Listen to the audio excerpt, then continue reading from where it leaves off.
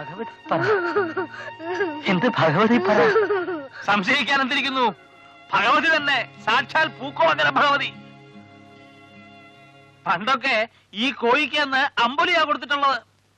ഇപ്പൊ പേരിനല്ലേ കൊടുപ്പൊക്കെ. അതുകൊണ്ട് ഇപ്പൊ എന്ത് പറ്റി? വന്നു, പലിശ അടക്കം എടുത്തോണ്ട് പോയി. അല്ലാണ്ടെന്താ? ഇപ്പൊ തൃപ്തിയായില്ലേ എല്ലാവർക്കും? ഗോപാലകണിയാനെ വിളിപ്പിക്കണം.